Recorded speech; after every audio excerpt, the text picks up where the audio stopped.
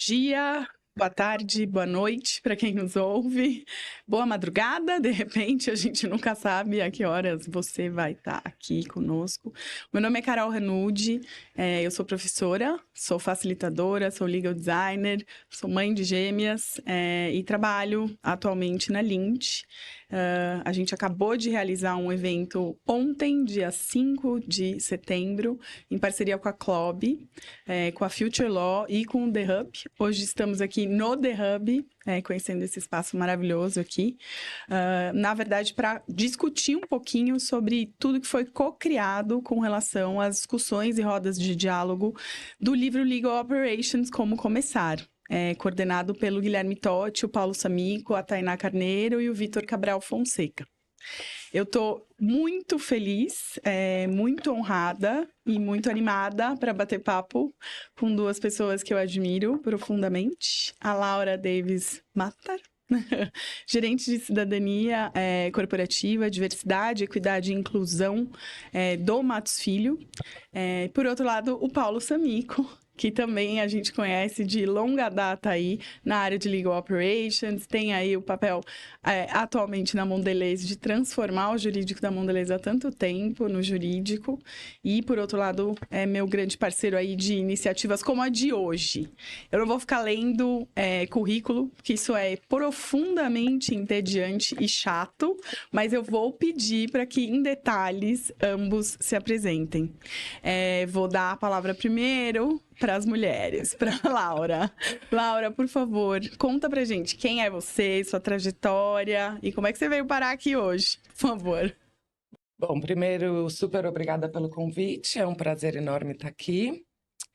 Eu sou a Laura, sou uma advogada de direitos humanos, acadêmica de direitos das mulheres, mãe da Olivia e do Theo, e há 7 anos estou nessa função, né, de olhar para a responsabilidade social do escritório Matos Filho e fazendo a gestão tanto da parte de diversidade, inclusão, voluntariado, meio ambiente, investimento social privado, mas também do Instituto Matos Filho. Então, a gente tem o que a gente chama de um ecossistema social. E então eu cuido de 2 dos 3 pilares. O terceiro pilar seria, né, na verdade, a prática 100% pro bono, que tem 10 advogados dedicados exclusivamente para o litígio de interesse público, litígio de direitos humanos. Então, essa sou eu. Estou muito contente de estar aqui batendo esse papo com vocês. Obrigada, Laura. E você, Paulo, por favor, conta pra gente um pouquinho mais dessa história. Maravilha. Olha, primeiramente, eu estou muito feliz de estar aqui, cercado de 2 profissionais potentes do mundo jurídico. Sou Paulo Samico, sou atualmente gerente jurídico da Mondelez. Dentre algumas atribuições está de liderar o squad de inovação. Muita gente acha que eu sou de Legal Operations, mas não sou. A gente tem um squad de inovação multidisciplinar que tem o objetivo de transformar, né, o jurídico para um novo agente, um novo protagonista para fomentar o ambiente de negócios. Sou LinkedIn Creator, então crio conteúdo para o LinkedIn também. Sou maratonista, super fã de chocolate. Inclusive, eu trouxe 2 chocolates aqui para vocês se deliciarem, deixar o nosso momento ainda mais doce. Obrigada. E uma das minhas atribuições da Mondelez é ser o co-líder do Comitê Brasil de Pessoa com Deficiência, razão pela qual eu vou fazer a minha audiodescrição. Eu sou um homem heterossexual, tenho 1,82 m, cabelos claros, olhos azuis, estou vestido com uma blusa preta xadrez, uma calça azul marinho e genuinamente muito feliz de estar aqui com vocês hoje, de dividir com vocês esse momento para a gente poder atingir muito mais gente e ajudar nessa transformação jurídica que a gente tanto precisa, né, Carol? Sim, com certeza. Obrigada, Paulo. Eu, puxando minha própria orelha, vou também fazer minha autodescrição. Eu sou uma mulher com cabelinho curto, moreno, estou usando um brinco grande laranja, um echarpe laranja também, sou branca, tenho uma cara mais de árabe, enfim, tô com um vestido e uma jaqueta preta. Então, é sempre importante a gente não se esquecer dessa parte. Muito obrigada. Agora é minha vez. Por favor. Então, eu sou uma mulher branca, hétero, cis, mãe, tenho olhos claros, cabelos castanhos claros, curtos, mas não muito, na altura do ombro, visto uma blusa preta e acho que é isso. Obrigada. A gente ontem, no evento Roda de Diálogo que aconteceu, teve a Laura como a mediadora, relatora, debatedora de um dos capítulos do livro, Legal Operations, Como Começar. O eixo que ficou responsável aí por 2 rodadas de debates com pessoas diferentes, a cargo aí da Laura, foi o eixo de perfil colaborativo e interdisciplinar. Anos atrás, a gente sabe que nas carreiras tradicionais, clássicas do direito, potencialmente alguns de vocês tenham ouvido isso, eu ouvi muito, que você tem que definir o que você quer fazer. Você não pode ter interesse em tantas áreas assim, ou você não deveria desfocar da sua hiperespecialização, etc e tal. Laura, conta pra gente como foi a noite de ontem, a qualidade dos debates e o que você traz como um primeiro movimento de transformação na tua análise do que você eventualmente já ouviu também lá atrás na tua vida.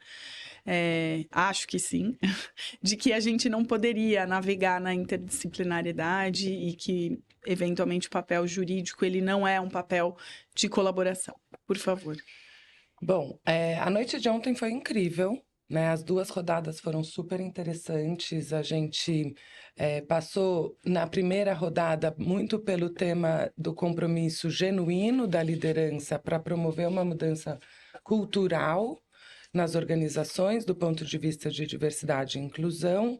E a segunda rodada focou mais nessa questão do perfil mesmo, né, e do quanto o campo jurídico tem espaço para a gente inovar. E aí eu acho interessante a gente pensar que a carreira jurídica, tradicionalmente, é uma carreira muito linear, né? Então, você começa ali como estagiário num campo, vamos dizer, na área, no contencioso, e você vai seguir essa carreira de especialista, e você tem um tempo determinado, então você é estagiário até você se formar, você é advogado 1, depois de 4 anos de formado, você vira 2, e aí você tem ali uma trajetória realmente muito linear, né? A minha experiência não foi linear, muito pelo contrário. Então, eu passei por organizações sociais, uma com foco bem em direitos humanos, depois fui para outra que atua com educação, fiz meu doutorado em saúde. Então, eu sou esse perfil mais contemporâneo, vamos dizer, né? E acho que essa mudança ela tem muito a ver com esse movimento que, né, a gente tem feito, que agora eu já me incluo. Que bom! De trazer um perfil diferente para o campo jurídico, né? De entender como o direito é um negócio, né? Ele não é mais aquela formação que a gente teve do advogado que olha para a lei e aplica ao caso concreto, né? Individualmente, que estabelece uma relação de confiança única com o seu cliente. Ao contrário, né? Hoje a gente vai precisar, os problemas jurídicos são mais complexos, né? Então você precisa de uma colaboração, de um olhar multidisciplinar. E dessa forma, eu acho que a gente passa a valorizar outras coisas. Então, não só também o conhecimento técnico. Então, isso a gente falou ontem também numa das rodas. Os soft skills, que no livro é trazido como... o Victor traz como power skills, que é super interessante você pensar que hoje a gente contrata pelo técnico, Sim. mas a gente desliga pelo comportamento, né? E por quê? Porque a pessoa não tem os soft skills que a gente precisa para atuação no mundo jurídico mais. Então, você falar de criatividade, você falar de multidisciplinariedade e resiliência, né? São componentes que a gente precisa para atuar no mundo jurídico contemporâneo e nas legal operations. Então, acho que foi bem rico o debate. E aí, queria ouvir vocês um pouco. Eu sempre gosto de aproveitar momentos preciosos como esses para a gente poder não só enriquecer o debate, mas para a gente poder aprender, né? E de alguma forma também compartilhar. Você comentou, Carol, que deixa eu fazer as minhas vezes e também fazer a minha audiodescrição. Cara, tá todo mundo aprendendo.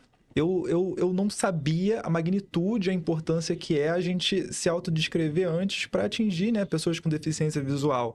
Você vê, eu cometi erro, não falei que eu tenho barba, por exemplo. E a gente vai cada vez mais aprendendo e se ajudando, né? Talvez, você comentou de soft skills agora, Laura, uma das primeiras barreiras que a gente precisa derrubar é a arrogância. Todos nós precisamos aprender, precisamos partir do pressuposto que a gente acorda todos os dias com uma folha em branco para poder preencher ao longo da divergência, né, do consenso. É importante a gente dialogar. Ontem, especificamente, Laura, eu aprendi muito com o pessoal lá a importância do debate. A gente estava até comentando um pouco sobre isso, que tinha algumas pessoas com algumas opiniões bem radicais que perdem a razão por justamente não se colocar ao diálogo, à escutativa, à empatia, talvez por algumas dores, né, que no passado não foram corretamente curadas, mas o fato é que a gente precisa estar atento sempre ao diálogo. E quando a gente teve super privilégio, né, de coordenar essa obra, contar com opiniões potentes de inúmeras autoras, dentre elas você, Carol, e eu acho que isso enriquece muito a forma onde a gente quer chegar no direito, né? É como você comentou, é um ambiente de negócios que nós precisamos, de fato, assessorar para ser mais colaborativo, transformacional, inclusivo, e daí que vem a minha pergunta. A gente fala muito sobre diversidade, equidade e inclusão, né? É uma das nossas bandeiras, a gente entende quão importante mas, de uma certa forma, a gente precisa também atingir um núcleo que no Brasil ainda pouco se fala, lá fora se fala um pouquinho mais, que é o pertencimento. Como é que a gente chega nessa estratégia na visão de vocês? Eu tenho a minha opinião, tá? Mas na visão de vocês, como é que a gente segue essa escadinha? Atingimos a diversidade, chegamos na inclusão, paramos na equidade. Como é que a gente chega no pertencimento? Como é que a gente faz com que essas pessoas, de fato, vistam a camisa e falem assim, cara, eu tô acolhido. Eu tô aqui, né? Como é que o jurídico pode ajudar? Como é que a gente, nas nossas atividades, até numa equipe de sustentabilidade, ESG, como é que a gente pode ajudar a chegar nesse estado? Bom, vamos lá. Acho que você falou algumas coisas bem interessantes. Então, eu queria, antes de falar sobre pertencimento, pegar a perspectiva do aprendizado, né? Então, você aprender sobre a importância da sua audiodescrição. Eu acho que o papel do aliado é esse. Né?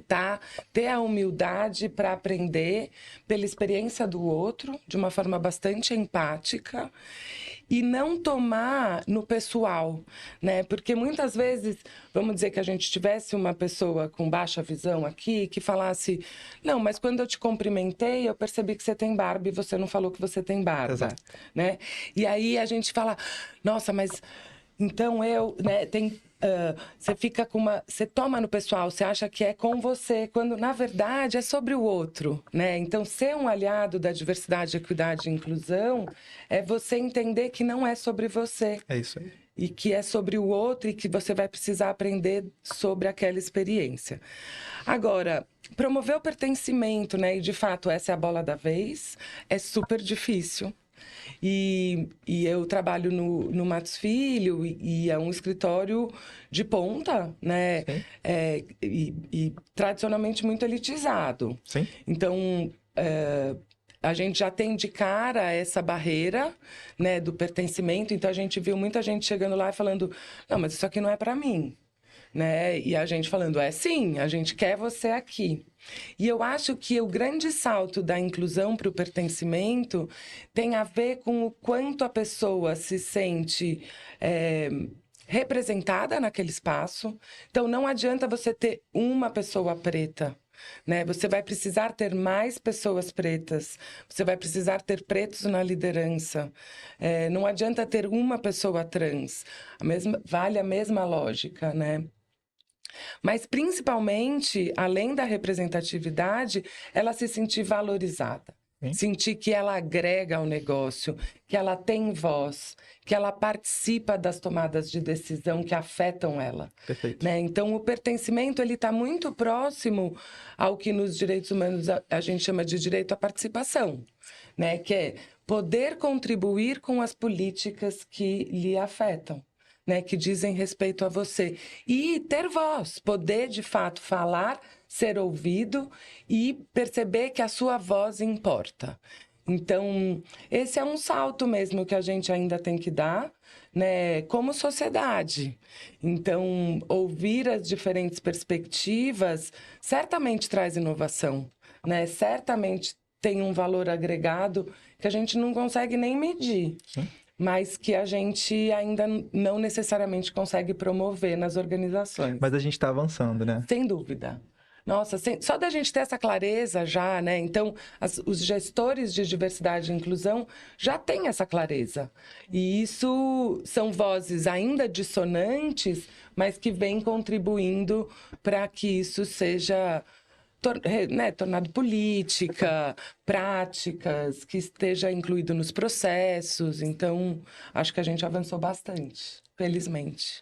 Obrigada! Eu ia puxar o gancho, na verdade, do pertencimento com relação a ser inteiro também. Porque eu acho que, pelo menos é parte da minha experiência pessoal e que eu vejo em muitos alunos, porque eu me relaciono com muita gente majoritariamente jovem, né? Sim. Que aí eu também me identifico naquele momento com um pouco do que eu me sentia.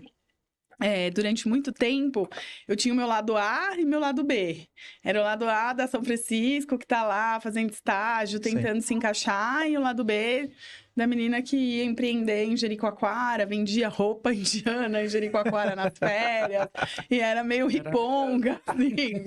E aí, assim, eu saía dos estágios na hora das férias para ficar em Jericoacoara, porque eu já tinha casa lá, e falava assim, tchau, beijo, não vou ficar estagiando aqui.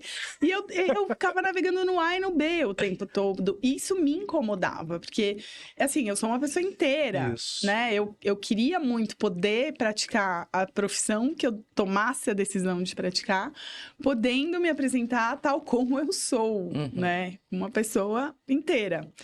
E eu acho que quando a gente, até nas iniciativas de diversidade e inclusão, isso é mais duro, porque aí a pessoa inteira ela é muito diferente do que tá posto ali ao redor, né? Ninguém tem referência do que é não ter dinheiro para comer, né? A maior parte das pessoas que estão, por exemplo, numa estrutura elitizada, não passaram fome. Ouvi a Dione, né, da Black Sisters in Law, contar da história dela, de como ela ia, né, para a faculdade, quando ela ganhou a bolsa na FGV. É muito fora da nossa realidade. Totalmente. E você não consegue conectar tanto. Essa é a dificuldade, porque aí entra também o nível da arrogância. Então, eu acho que, assim, a gente começar a entender que as pessoas são inteiras, elas são profissionais e são pessoas, e têm famílias e questões familiares. E parar de dividir em, tipo, Frankenstein, né, lado A, lado B, é um avanço muito grande. Eu acho que no jurídico isso ainda está um pouco para trás, mas principalmente em organizações muito inovadoras. Eu tive a chance de trabalhar 9 meses temporariamente no Google, cobrindo uma licença maternidade. Isso é normal. É a pessoa. A pessoa, ela é inteira. E aí eu acho que o pertencimento, ele vem quando a pessoa se sente livre e segura psicologicamente para se apresentar na sua inteireza. É verdade. E isso é pertencimento, porque aí você ocupou o espaço. É o seu ser inteiro ali dentro.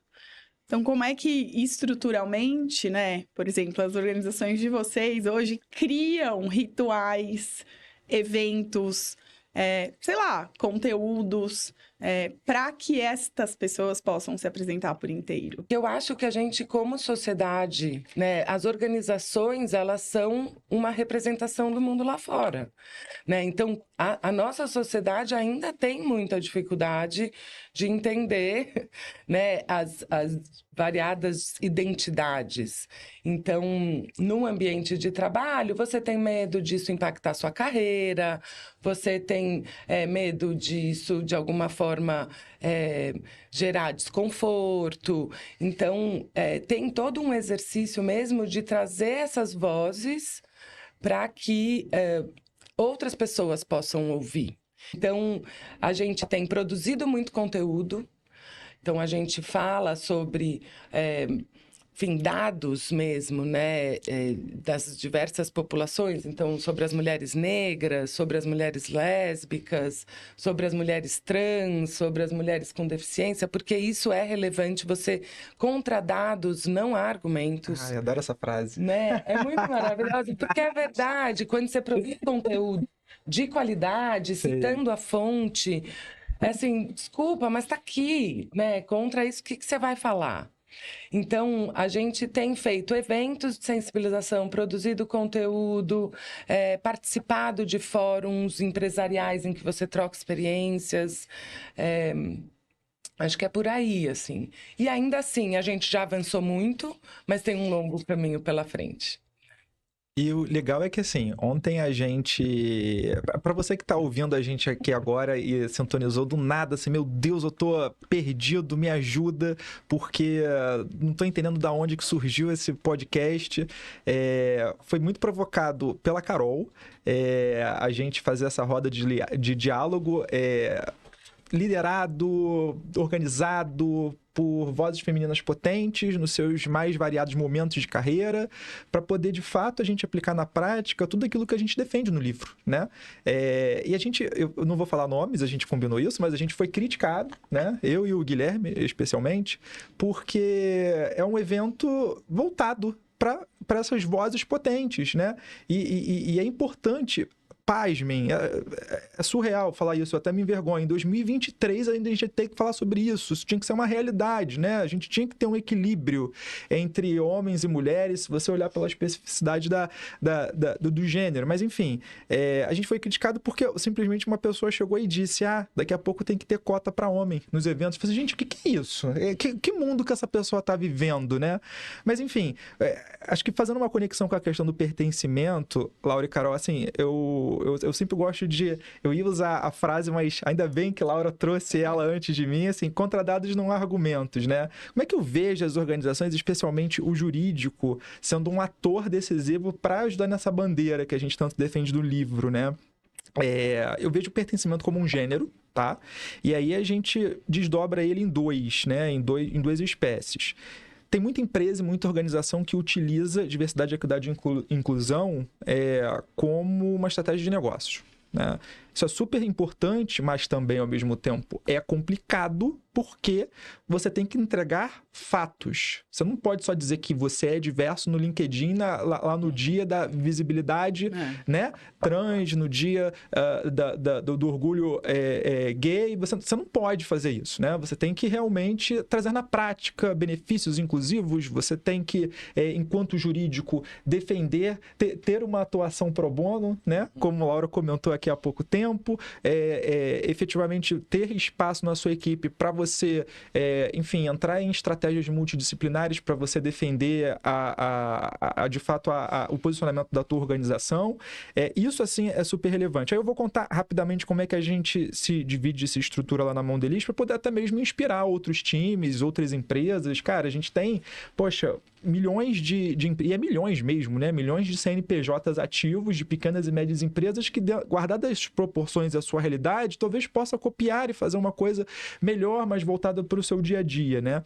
Lá a gente funciona, eu respondo de forma transversal para uma head de diversidade, equidade e inclusão, Dani Sagaz, maravilhosa, é uma pessoa com deficiência congênita, cara, assim, uma pessoa super legal para poder entrevistar. Se a gente, de repente, fazer aqui o De Frente com Carol, Laura, você imagina a gente fazer um programa cativo aqui? Carol, ela é uma pessoa boa para você entrevistar, tá?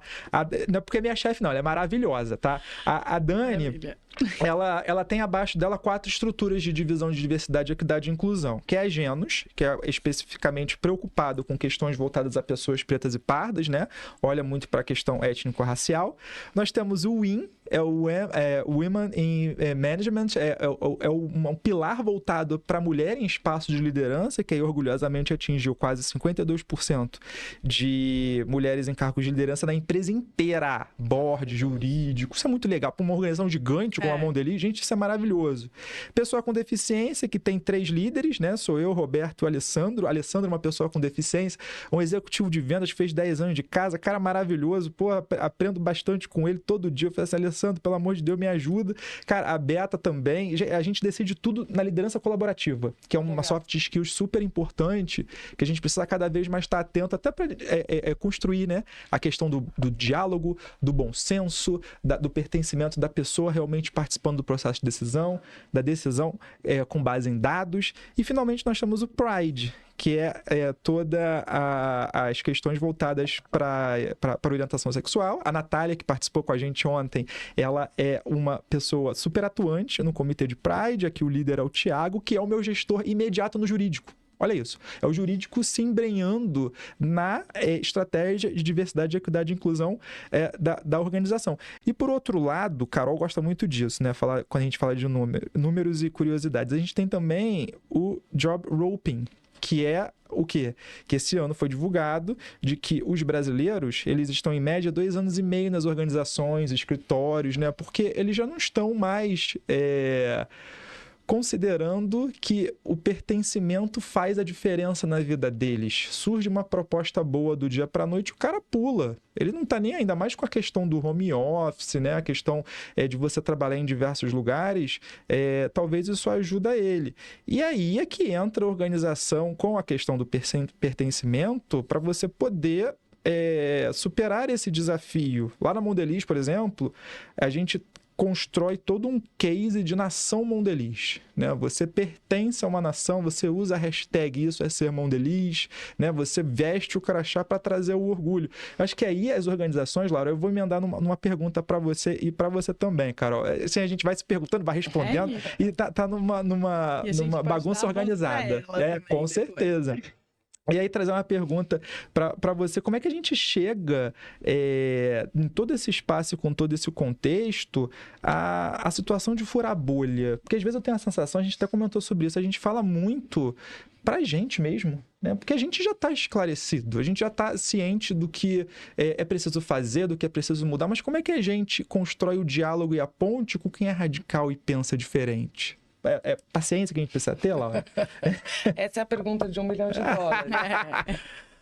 Bom, eu acho que a gente tem um cenário bastante polarizado no país como um todo, talvez no mundo, né? E nas organizações não é diferente. Como eu disse, acho que a gente tem um microcosmos interno, né? Eu acho que uma das formas que a gente tem de furar a bolha é por meio dos aliados, né? E aí que o papel dos aliados é relevante, porque a voz deles chega em lugares que a voz da pessoa que tem o lugar de fala não chega. Né? Então, você, Paulo, sendo um homem, você pode ser um aliado das mulheres, como você já tem sido, né? E conversar com os outros homens como você, às vezes, se pega numa... que talvez nem seja verdade, né? Mas como, às vezes, você se pega numa situação em que você se dá conta do quanto você está sendo machista, né? E isso vai fazendo com que essa fala chegue em lugares que antes elas não chegavam. Isso é efetivo em alguns casos. A bolha, ela é furada pelas beiradas, né? Você não vai conseguir explodir essa bolha de uma vez só. Sim. E eu acho que é interessante a gente ver como, apesar de levar tempo, essa é uma estratégia eficaz, né? Então, isso faz com que a gente consiga avançar de pouco em pouco. No escritório, no Matos Filho, quem tem me ajudado a chegar em lugares que antes eu não chegava são os clientes. Olha! Né? E no evento que a gente fez um tempo atrás da Club, a gente falou isso. né? Por quê? Porque o cliente tem exigido a diversidade e inclusão. Então, muitas vezes, pessoas que não estão relacionadas ao programa ou que não necessariamente são interlocutores meus, têm me procurado e dizendo: puxa, olha, Laura, meu cliente me falou que a gente está fazendo um trabalho muito legal de diversidade e inclusão e eu fiquei meio sem saber. Sim. Você pode me ajudar, né? E aí você entra com letramento, você entra com, né, com material. Então, a coisa de você produzir conteúdo é muito legal, porque você traz para essa pessoa, sabe, coisas que ela pode estudar, que ela pode entender melhor. Então, acho que é isso, né? O papel do aliado, o papel do cliente, de furar a bolha. Os filhos. Nossa, o que Olha. os filhos ensinam aos pais e mães é incrível, né? Eles são ótimos aliados, porque né, a juventude, eu digo isso assim, no escritório a gente tem uma sobre-representatividade de LGBTs. Então, entre os jovens, você tem muitos bissexuais. E isso tem sido bastante disruptivo para o ambiente jurídico, né? E para os pais e mães também. Porque essa fluidez, né, da orientação sexual que eu particularmente acho muito legal e que na minha geração não teve. Então, não sei, acho que são, ao mesmo tempo que eu falei, a pergunta de $1 milhão, né? Acho que a gente tem alguns caminhos. Não é simples, não é fácil, não é rápido, Não. mas a gente tem avançado e usado essas diferentes estratégias. Eu vou pelos filhos, então, primeiro também. Porque também é um lado de constatação de realidade, que a realidade é dura. Mas, por outro, pelo menos as minhas filhas também são agentes de transformação no locus que ocupam. Então, elas nasceram, a gente tentou não apresentar gênero para elas o máximo que rolou. Meu irmão é gay, eu sou de uma família super liberal nos costumes, e, enfim, minha mãe trabalhou com alta costura há muito tempo, então a gente sempre conviveu com pessoas de todas as orientações sexuais. Desde muito pequeno. Então, assim, a minha realidade pessoal, familiar, sempre foi, sabe, ser tranquilo e não julgar ninguém. Assim, cada um faz o que quer, eu não tenho nada a ver com isso. Mas aí, elas, na pandemia, estavam em Gramado. A gente estava em Gramado e um dia elas foram na loja de fantasia, sem a mãe junto, né? Foram com a avó e aí chega lá, querem mais uma fantasia de super-herói, porque super-herói é muito mais legal que princesa. E aí a vendedora vira: não pode, isso não é de menina.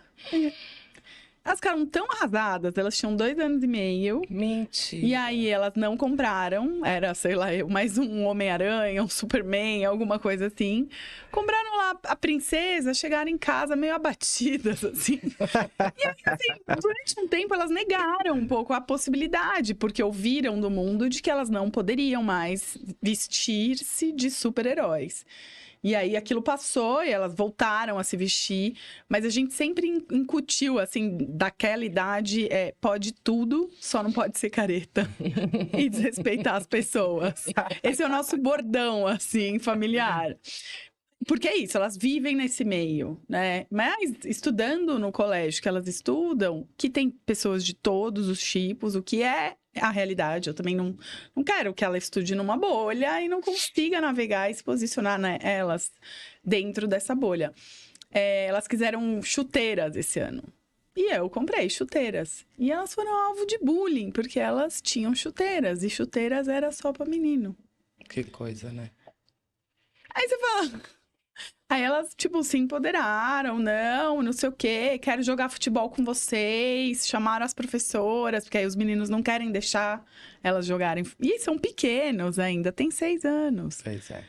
Mas, assim, no fim das contas, acho que tem aquela função delas entenderem que o mundo tá aí cheio de regra e de caixinha para encaixar dentro delas, mas enquanto pais e mães, a gente tá tentando viabilizar que elas sejam livres e não julguem escolhas alheias e possam descobrir as próprias, né?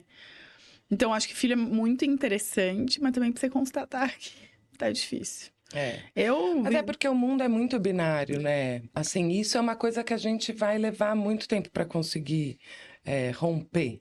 Sim. Porque tá muito dentro da nossa cultura mesmo. Você é isso ou aquilo? Você é isso ou aquilo, não tem meio do caminho. Então, quando na verdade a gente percebe com o mundo que tem, né? Isso também é muito louco, porque o mundo, ao mesmo tempo que nos diz sou binário, ele também está nos trazendo muitos exemplos de não binários, e eles existem, né?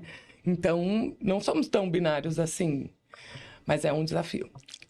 Perfil colaborativo e multidisciplinar na questão de processo seletivo hoje, nas organizações que vocês estão.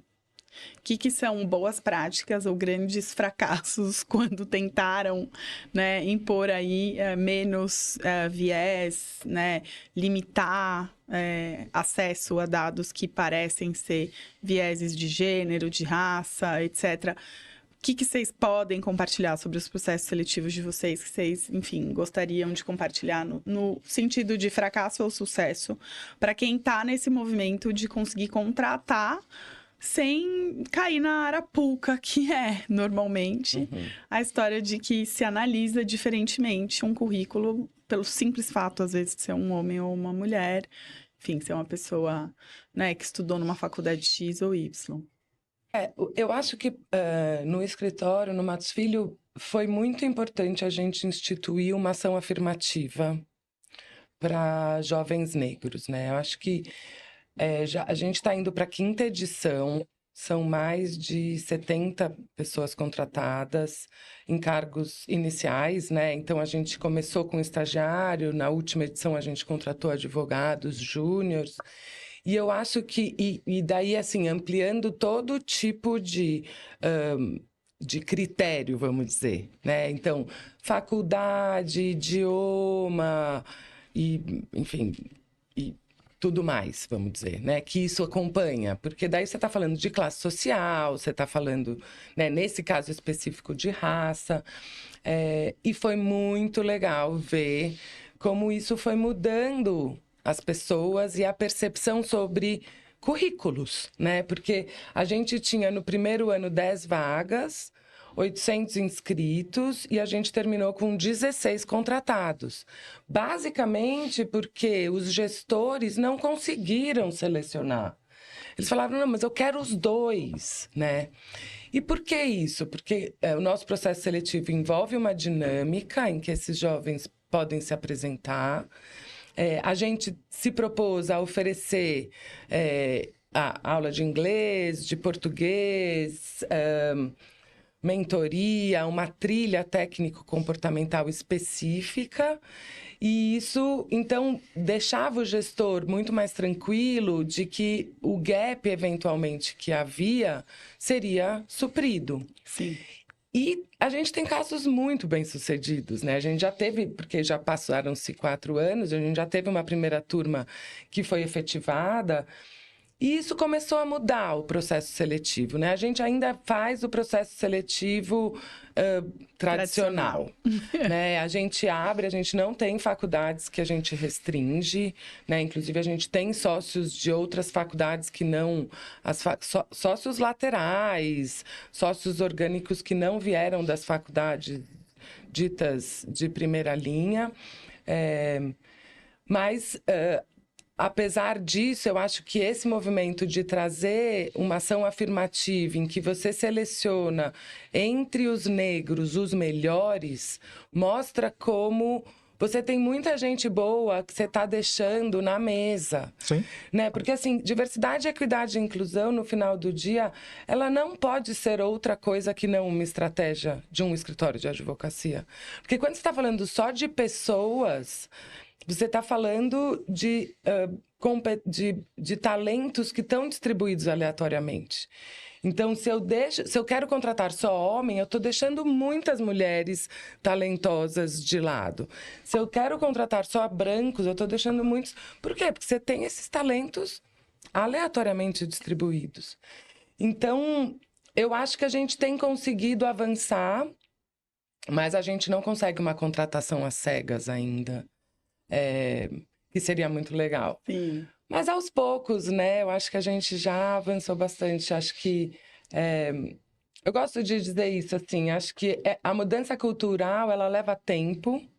E é por isso que é importante você celebrar as pequenas vitórias, né? E acho que ter uma ação afirmativa para negros, primeiro no estágio, depois conseguir ampliar, né, para advogados, tem que ser muito comemorado. E a gente, com isso, conseguiu relativizar alguns critérios e acho que isso foi bem legal. E também a gente tem que barrar os retrocessos com... Sem dúvida. Né? Muita luta, porque, gente, né? Educação sexual não pode. Eu tinha 12 anos, as freiras me ensinaram a fazer tabelinha. Em colégio de freira. Gente, né? Assim, como que a gente não vai ter educação sexual dentro de escola, né? Mas enfim, vai lá, você. Por favor. Olá, Carol, a gente já conversou algumas vezes, você sabe que o meu olhar tá ficando cada vez mais treinado para entrega de conteúdo por conta do LinkedIn, né? Sim. Então eu queria trazer aqui um acrônimo que foram vocês que falaram, eu vou contribuir com um, eu acho que é uma entrega de conteúdo legal, depois para Lint, The Hub, Future Law, Club, publicar de alguma forma de um produto desse diálogo que a gente está tendo aqui, né?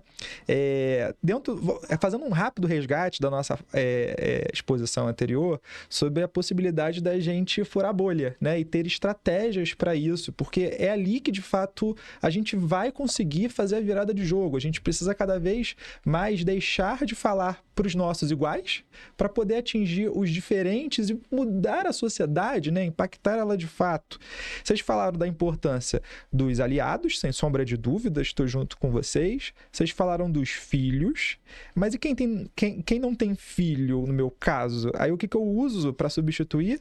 O Long Life Learning, né? Então, a gente traz o LAF, ou LAF, né? Porque aqui a gente traz o Long Life Learning, depois os aliados e, por último, os filhos. E como é que eu faço dentro da estratégia de Long Life Learning para poder educar de alguma forma positiva, né? Os meus amigos, as pessoas que, de alguma forma, pensam de forma radical, não tão legal assim, a gente precisa atuar de forma estratégica, sorrateira, para que eles venham para o nosso lado da inclusão, né? Indicando influenciadores, né? Tem a intelectual diferentona, uma mulher negra, empoderada, cara, ela é muito engraçada. Então, cara, segue ela, que ela vai aos poucos desconstruindo a forma como você pensa. Podcast, Prosa Choque. Cara, tem um lugar lá, o Daniel Lage, né? Ele é um psicanalista, ele é gay, e ele traz convidados para uma das convidadas foi a Roberta, que atua em Cidade de Deus, né? Cara, ela é maravilhosa, ela fala muito como ela ensina a filha dela, sendo uma mulher negra, né? Ser empoderada desde pequena, cara, você é bonita e tal. E aí eu senti o impacto que isso é para uma criança, né? Ou seja, eu ali completamente fora da minha bolha, assistindo um conteúdo, encaminha para alguns amigos. Assim, cara, que legal, que visão interessante. Ou seja, aos poucos a gente vai educando a sociedade, né? Cara, isso é muito legal. E aí, para não fugir o tema, pra você não brigar comigo, Carol, pra gente fazer a resposta, como é que a gente faz lá na Mondeliz, primeiro, eu gosto muito de usar, mais uma vez, Laura, você trouxe uma frase imbatível, que é: contra dados não há argumentos. A FGV publicou uma pesquisa quentíssima, FGV de São Paulo, lá formando a advocacia do presente e do futuro, habilidades e perspectivas de atuação e destaques e tendências, né? Cara, que pesquisa maravilhosa. Se você não tem ela, cara, perturba a gente nas redes sociais que a gente manda o link, dá um Google, pesquisa. E aí, ali eu consegui enxergar que o ambiente da advocacia corporativa, ele é muito diferente da advocacia, né, em escritórios. Ali, os entrevistados, só foi escritório entrevistado, eles falaram que para eles importante é o conhecimento técnico jurídico, hard skill. Depois, no segundo lugar, começa a vir competência e habilidade comportamental como soft, né? Então, ali eu já sei que é diferente. Então, quando eu entrevisto pessoas que já tiveram alguma experiência anterior, eu sou um pouco bruxo, eu sinto energia, né? Eu olho para o comportamento. Porque empresa, para a gente é óbvio que a habilidade técnica é importante, mas o comportamento é muito mais. O advogado corporativo, quanto mais ele conhece o negócio, melhor advogado ele é. O advogado de escritório, ele precisa conhecer o conhecimento técnico porque ele está na linha de frente com o magistrado, ele está ali criando a estratégia. Gente, então são caminhos diferentes. Então, Carol, eu olho muito para o comportamento. Faço algumas perguntas, observo alguns posicionamentos, gosto muito de contratar estagiário ou profissional cru para a gente ajudar nesse molde, nessa transformação. E aí eu trago o exemplo da Mariana e da Natália, que vocês conheceram, né?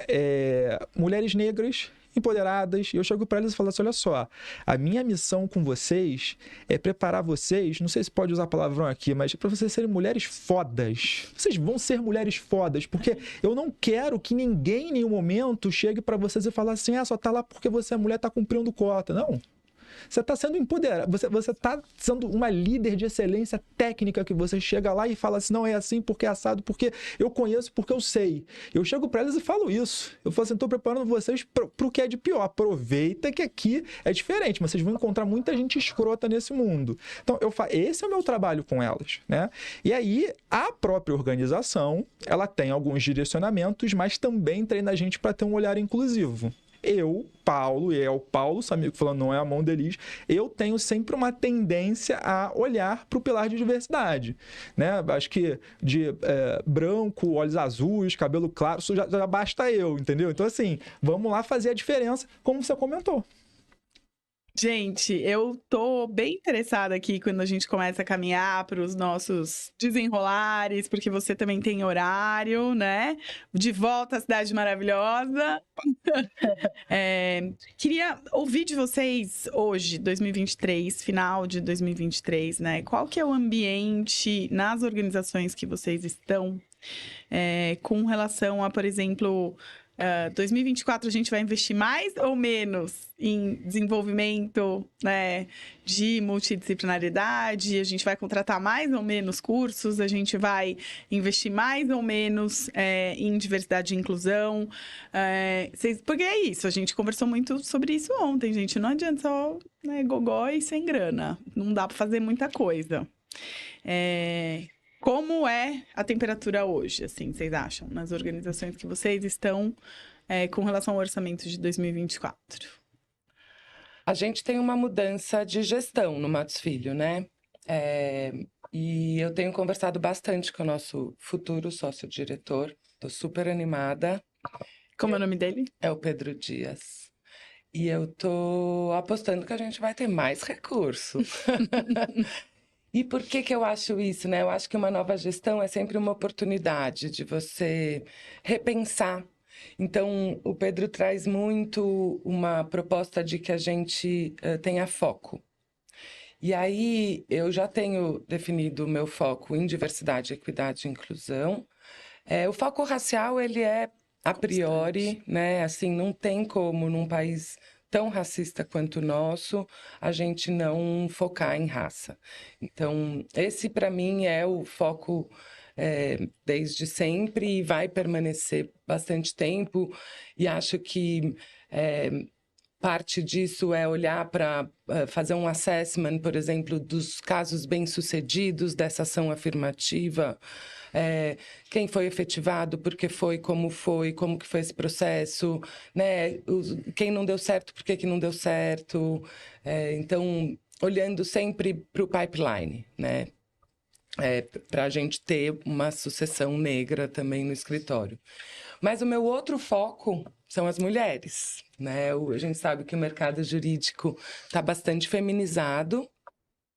Cada vez mais a gente tem uma base de mulheres, né, saindo das universidades, e os escritórios têm tido, e aí isso é uma realidade de todos, né, tem tido uma ênfase no business development, né, no desenvolvimento de negócios, todos, e eu estou trazendo uma perspectiva junto com as sócias sponsors do pilar de equidade de gênero no business development com uma perspectiva de gênero.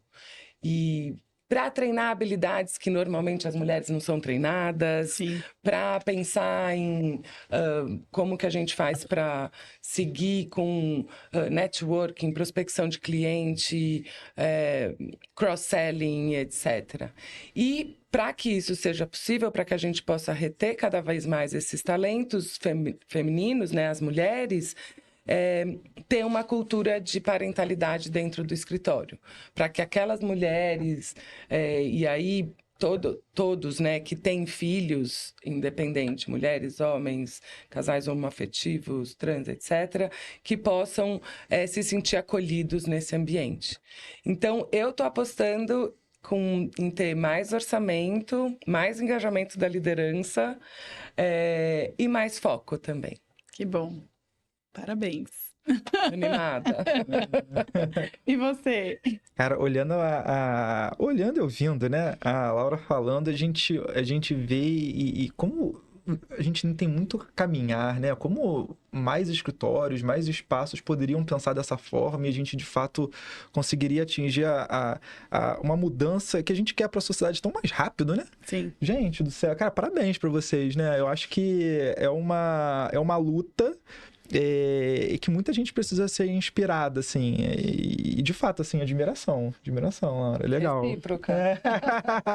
Ó, no ambiente da organização, assim, primeiro, a Laura falou uma coisa muito, muito importante, né? Acho que a questão da equidade de gênero é super relevante, né? Eu sempre falo, as pessoas, eu quero construir uma manhã melhor para minha filha. Não é uma questão egoísta, é construir no presente para todo mundo, né? Eu não tenho filha ainda, mas um dia, se eu tiver, eu não quero que ela olhe para o pai dela e fale assim, cara, você vivia essa realidade e não fazia nada.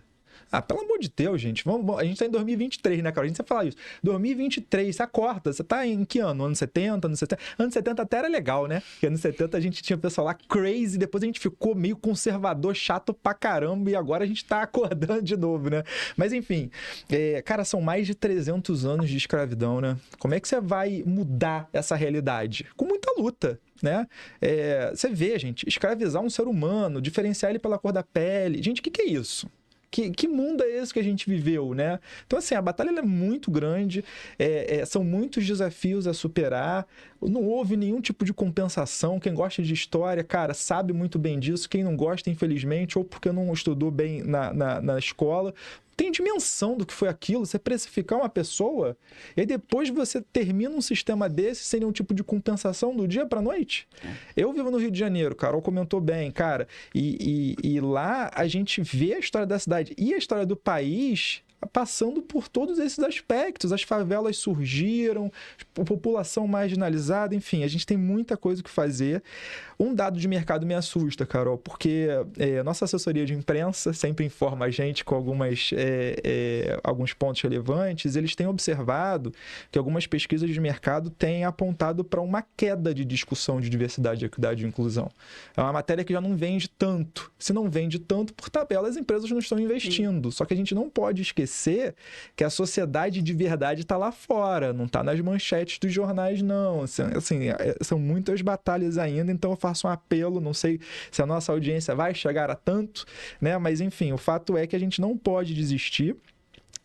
Contra dados não há argumentos, então a Accenture e a Época trouxe uma pesquisa de que equipes inclusivas e diversas são 11 vezes mais produtivas e por tabela mais felizes e por tabela que trazem mais lucro ao acionista, então a gente não pode esquecer disso.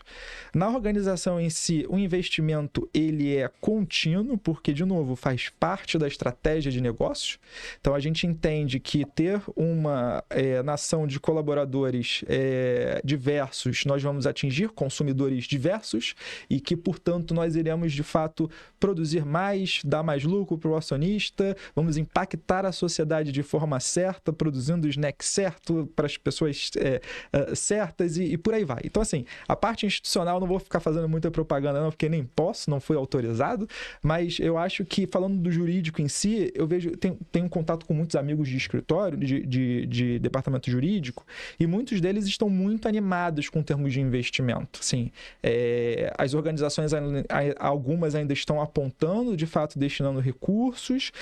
Eu, particularmente, tenho esse grande privilégio de trabalhar numa empresa em que olha para isso com muito carinho e investe muito nisso, mas eu acho que para quem não tem, acho que como ensino, é treinar o olhar, né? Se você não tem um investimento, se de repente a alta liderança não entende que você precisa ter tempo para poder colaborar nesse sentido, cara, treina o olhar, olha para uma seleção, faz uma espécie de trabalho voluntário, sabe? Cria a figura do estagiário de verão. Cara, chama uma pessoa de uma organização de uma faculdade sem nome, né, sem relevância no mercado, porque tem algumas pequenas, ou então treina o olhar para chamar a pessoa, cara, 2 meses, você vai trabalhar comigo aqui, faça um contratinho aqui de estágio, você vai entender como é que funciona e você faz um impacto na vida e na carreira dela, assim, absurdo. Sim. Obrigada. E de preferência online, porque daí você Online, pega gente. pega mais. Perfeito. Com relação à interdisciplinaridade, né? As carreiras jurídicas, principalmente em escritório, elas ainda são muito fechadas. Pelo menos eu acho, no Brasil.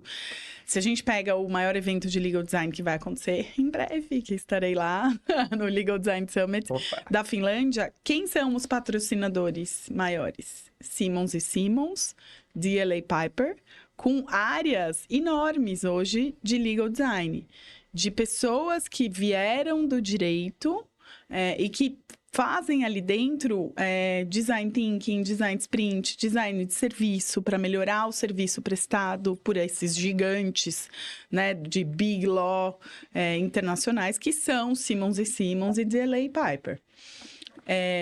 No Brasil, eu não vejo ainda um movimento tanto de, às vezes, deixar um sócio que não quer gerenciar pessoas e não consegue gerenciar pessoas, ser simplesmente o responsável técnico e ter um auxílio de uma gestão. Isso eu vejo muito pouco. E, às vezes, isso vem com um downgrade, porque assim, não, a carreira é o seguinte, você vai ter que gerenciar. Não interessa se você não tem vocação, habilidade. Você vai ser um consultor, vai ser um especialista, você vai ganhar menos. E aí a pessoa acaba, literalmente, entubando o fato de gerenciar pessoas para não ganhar menos, mas é terrível o resultado final. Uhum. Por outro lado, também não vejo equipes de tecnologia, equipes de designers auxiliando os advogados, mas com conhecimento do juridiquês, com conhecimento do contexto e do framework jurídico regulatório no Brasil. É um movimento muito forte lá fora já, mas aqui eu ainda não vi ninguém despontar nesse sentido. Você gostaria de dividir sobre uma Adcílio e você, ao contratar, assim, escritório, se você já vê algum escritório brasileiro que está hoje, Paulo, nesse movimento, né, de repensar um pouco com as melhores práticas de RH, as questões tanto de gestão quanto, por outro lado, de ter uma equipe efetivamente multidisciplinar. Olha, eu acho que no escritório hoje a gente está longe de ter uma área de legal design, mas a gente contrata serviços de legal design, né? A depender da prática, a gente faz essa contratação. A gente tende a vir a ter uma área, porque o Matos Filho tem tudo dentro, né? A gente contrata pouco externo. Então, quando você começa a ter muita contratação externa, a tendência é a gente incorporar. Mas eu não sei te dizer se isso está em quanto tempo, eu não tenho essa clareza. Sim. Né? Mas acho que é interessante quando você traz 2 referências externas. O benchmark internacional ele é sempre um bom caminho, né? Sim. Então, eu vou dar uma pesquisada.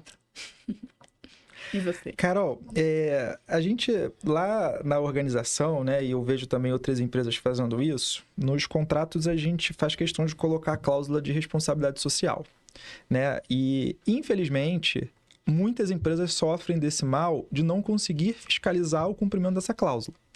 Eu não sei, por exemplo, se o escritório, não só na questão da multidisciplinariedade, porque para a cláusula é irrelevante, mas para as questões relacionadas a grupos minoritários, né? Eu tenho um direcionamento corporativo de fazer contratação de pequenos fornecedores com no mínimo 50% de mulheres em cargo de liderança. Eu chego nesse ponto, tá? Hoje, mas eu sei que eu sou um ponto fora da curva. Agora, por exemplo, no due diligence existe uma grande dificuldade de você entender se esses cumprimentos eles são feitos. Isso daí é uma dificuldade enorme. Tem muita empresa que não tem sequer um direcionamento, um mínimo, padrão mínimo. Tem muita empresa que não tem isso. E deveria ter, né? Outro ponto, assim, para contratar um escritório multidisciplinar, eu também tenho o privilégio de já ter uma visão já meio que voltada para isso, porque como diria o nosso amigo Rui Caminha, ele não está aqui, mas eu sempre gosto de citar ele porque essa frase dele é maravilhosa. Departamento jurídico, ele toca o bumbo, ele dita o ritmo. Se ele já puxa os escritórios para essa visão multidisciplinar, com design de serviços, legal design, uma estratégia mais voltada para, de fato, resolver o problema, né? Design é isso, é pensar na solução artesanal para resolver o problema. Não é ficar maturando o problema, mas sim na solução. Né? Os escritórios vão cada vez mais avançar, vão cada vez entregar mais. E eu, particularmente, eu acredito que a gente está vivendo uma bolha de legal techs, law techs, né? Em contratação direta de empresas, mas eu acho que no futuro o escritório vai fazer essa contratação e a gente vai cada vez mais exigir do escritório que ele seja cada vez mais preparado. Né? Hoje a gente tem esse olhar, eu vejo assim, com grandes parceiros do dia a dia que já tem um produto de legal design para entregar, isso é muito legal, porque ele já vem pra gente falar assim, já tem aqui, olha como é que tá legal, como é que eu tô desenvolvendo, contratei um designer, você tem uma área de design dentro de um escritório. Isso é muito interessante, porque é o advogado o tempo inteiro trocando. Eu tenho um case muito legal para poder falar sobre isso de um escritório que começou com a gente. Você permite eu compartilhar rapidinho? Por favor. A gente tem uma minuta feita para fazer contratação de prova de conceito. Tá? E aí não é uma prova de conceito não remunerada, é uma prova de conceito remunerada. Tem que ser, porque, de novo, assim, gente, né? Nem relógio trabalha de graça, né? Não existe essa possibilidade mais. Mas a nossa organização, ela precisa pelo menos entender se o conceito ele é aprovado para partir para um contrato mais maduro e efetivo, né? A gente conseguiu desenvolver essa minuta em 4 páginas, sendo que uma é uma página espelho, que é um resumão, um quadro resumo das outras 3 páginas que vem depois, né? Então são 4 no total. E o escritório que me ajudou, ele é um escritório com uma advogada maravilhosa, né? A Cândida. E a Cândida, ela é a advogada clássica do pactuam as partes, né? Que você vai criando repetições em cláusulas. E aí a gente trouxe essa visão mais voltada para o legal design, né? De você construir estruturas simples, frases assertivas, tem determinadas coisas no contrato que você não precisa ficar repetindo, já está lá. Né? É só você saber onde tá, mas tá lá. E aí, eu ajudei muito a Cândida nesse sentido, e ela chegou para mim e me colocou um freio em outras. Falou assim, Paulo, loucura, não, sossega, vai ser assim. E a gente foi construindo a partir de um consenso, um produto que, cara, surgiu de forma muito genuína, ficou uma coisa muito legal, protetiva para a organização, no sentido de segurança jurídica, e enxuta para poder fazer com que as startups elas sejam contratadas, ou seja, isso tudo saiu de uma parceria com um escritório que hoje já olha para o legal design de uma forma diferente. Sim. Ou seja, então assim, eu acho que muitas organizações elas precisam ter esse direcionamento. Eu acho que a falta de padrões mínimos realmente prejudica muito para que eles possam fazer uma contratação mais assertiva nesse aspecto e tem muito escritório também sedento por saber por onde começar. Por isso que é fazendo o chavão do livro. Por isso, porque legal ops, por onde começar. Comece. Eu queria, na verdade, saber se vocês querem me fazer alguma pergunta, ficaram com vontade pra gente caminhar aqui mesmo pro encerramento, ou, enfim, declarações finais. Recados, spoilers, fofoca. Já saiu fofoca hoje. Fofoca para mudar o mundo, pode. Se for pro mundo, pode, né? Olha, eu acho que é um prazer enorme estar aqui com vocês. Acho que, como eu disse ontem, acho que vocês estão na vanguarda do mundo jurídico, maravilhosos. E acho que a gente precisa, de fato, Carol, promover mais momentos como esse, né? Acho que foi uma sacada sua, o evento e agora os podcasts. Agradeço o convite enormemente, amei conhecer o Paulo e saber do seu trabalho e saber o quanto você é um aliado, muito bom. E dizer para as pessoas que essa é uma jornada longa, mas de fato a gente está avançando, né? Porque às vezes eu escuto e eu tenho ouvido muito podcast também, né? Eu escuto as pessoas desanimadas com esses...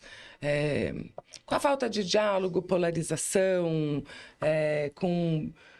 com esses movimentos pendulares, né? E, de fato, tem um movimento pendular quando a gente fala em termos de cultura, mas eu acho que a gente não pode desanimar, né? Eu acho que o trabalho com diversidade, equidade e inclusão, ele tem que ter uma consistência, ele tem que seguir um ritmo, né? A gente não pode desanimar, porque é isso, a gente não pode permitir o retrocesso, como você mesma disse, né? Então, às vezes, você vai dar 2 passos para frente, 1 para trás. Mas faz parte do processo, é assim, né? E o importante é que a gente esteja sempre avançando, e eu acho que a gente está. Então, muito bom trocar com vocês sobre esse tema e ter vocês como companheiros aí de caminhada. Sempre! E você? Você falou da pergunta, então a gente sempre tem a oportunidade, né, Laura? Sim, eu vou fazer Lá pergunta vem. para vocês duas. Gente, eu tô aqui aprendendo, né? Você acha que eu sou trouxa? Uma coisa que eu não sou é trouxa. Você tem filha, né? Cara, você tem 2 filhas maravilhosas, gêmeas, e... Como é que... Oi? Obrigada. Então. Eu também acho. Não, você não pode opinar, você é suspeita, mas são maravilhosas, gente, acreditem.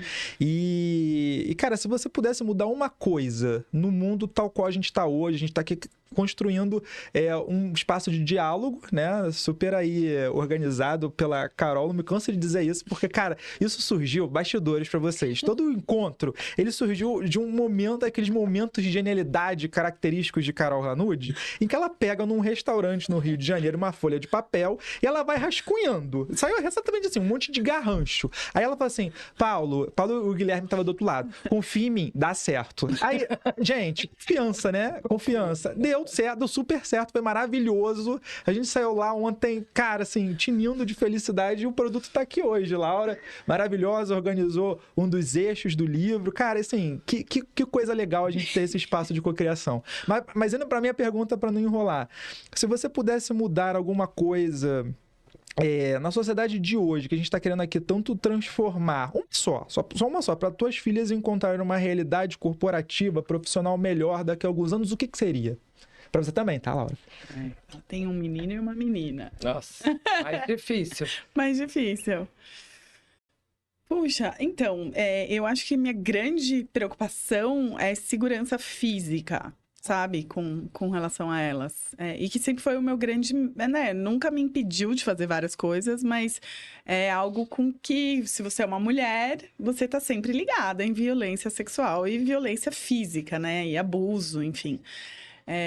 Então, acho que um empoderamento, assim, natural de algumas características que talvez não são clássicas femininas. E um estímulo a que as mulheres falem sobre si mesmas, um estímulo a que as mulheres, né, se posicionem, um estímulo a que as mulheres sejam ambiciosas, sim. Eu dei um livro para ela ontem, da Muna Hathaway, que é uma feminista egípcia, que é sobre os 7 pecados capitais necessários para meninas e mulheres, assim, desconstruindo um pouco essa expectativa de que a gente tem que ser boazinha, de que a gente tem que ser calma, de que a gente tem que se curvar e agradar os outros. Então, é muita coisa, mas eu acho que principalmente a gente quebrar o estereótipo, o arquétipo de que uma mulher é dócil, princesa, submissa, não fala sobre si, é humilde e etc. Não, eu acho que eu quero que elas se sintam muito à vontade de ocupar espaço e de se acharem foda. É isso. Muito bom, compartilho. Acho que a questão realmente da segurança das mulheres, né, física, sexual, psicológica, é super importante.